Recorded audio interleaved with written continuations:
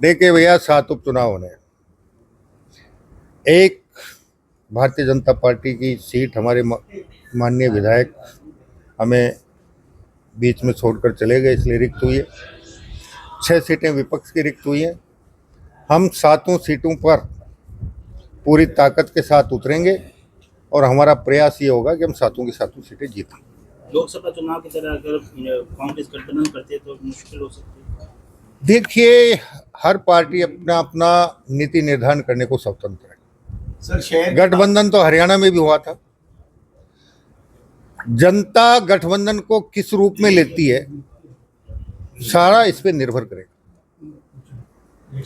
लेकिन हमें उम्मीद ये है कि राजस्थान की जनता पिछले 10 महीने में हमने जिस प्रकार पेपर चोरों, पेपर डकैतों, युवाओं के भविष्य के साथ खिलवाड़ करने वालों के खिलाफ सख्त कार्रवाई की है, संगठित अपराधियों के खिलाफ सख्त कार्रवाई की है, ऊर्जा के क्षेत्र में हमने जिस प्रकार से, चाहे सौर ऊर्जा हो, चाहे पवन ऊर्जा हो, चाहे दूसरी ऊर्जा हो, उसके उत्पादन के लिए जिस प्रकार के समझौते हुए हैं, 21 जिलों की ARCP के लिए मध्य प्रदेश के साथ जो समझौता हुआ है, हमारी यमुना जल के लिए हरियाणा सरकार के साथ जो समझौता हुआ है, बहुत सी ऐसी बातें हैं जिनके बूते हमें ये पूर्ण विश्वास है कि राजस्थान की जनता भारतीय जनता पार्टी के पक्ष में मतदान करेगी। तो कहीं ना कहीं सर कम्युनिकेशन गैप भी दिखाई दे रहा है। पिछले महीने भी आपको एक विधायक ने शिकायत की थी कि हमारा काम नहीं होता, मंत्री सुनते नहीं। देखिए, स्थानांतरण एक अलग चीज है और विकास के काम अलग चीज है। विकास के कामों में कोई कमी नहीं रखी है।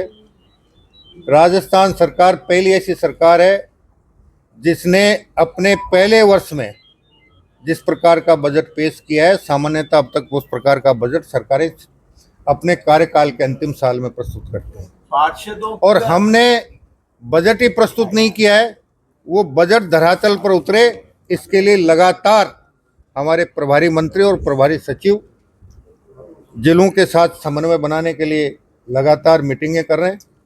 और जो कार्रवाई होनी है, जिनमें भूमि आवंटन होना था, DPR बननी थी और कोई काम होने थे, लगभग काम हम पूरे कर चुके हैं।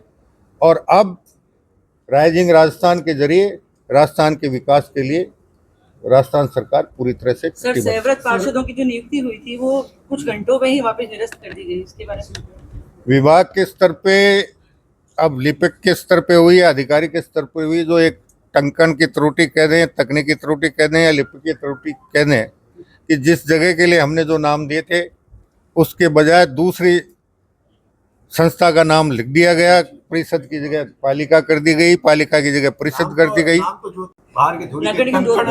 आपके यानी कुछ जगह ये शिकायत आई तो हमने एक बार उसको रोक लिया। ये था कि हम संशोधित सूची जल्दी जारी कर देंगे सुधार करके, लेकिन इस बीच चुनाव की घोषणा हो गई। चुनाव का कोई पेश तो नहीं, जहां जहां अब जिन जिलों में चुनाव वहां तो पेच फंसी गया। अब और किस तरह की कार्रवाई चाहते हैं आप वो बताएं। हुई नहीं ना सर।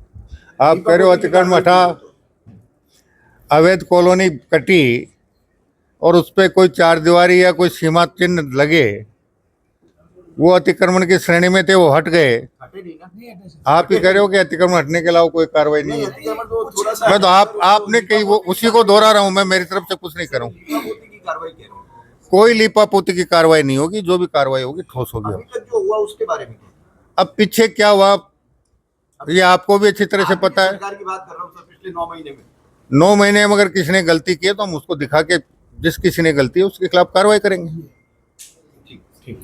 कल मेरे आने के बाद आमजन के द्वारा जितनी समस्याओं के बारे में मुझे अवगत कराया गया था, उन सब पर नगर निगम उत्तर, नगर निगम दक्षिण और जोधपुर विकास प्राधिकरण की समीक्षा बैठक में अधिकारियों से चर्चा हुई थी। इसके अलावा हमारे तीनों निकायों के आर्थिक स्टेटस पर चर्चा हुई। विकास कार्य कैसे तेजी से आगे बढ़ें, समस्याओं का समाधान कैसे तेजी से हो, और लंबित प्रकरणों पर भी चर्चा परिचर्चा हुई। कल अधिकांश मामलों में निर्देश दे दिया गया था।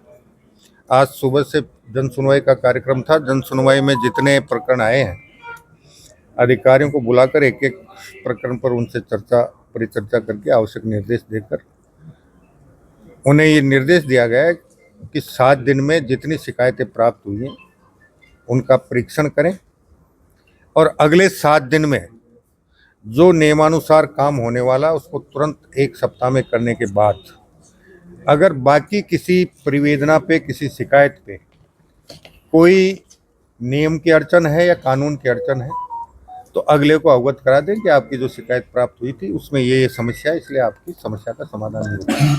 सरकार के स्तर पे इस पर गंभीरता से विचार हो रहा है कि एक शहर एक निकाय होना चाहिए।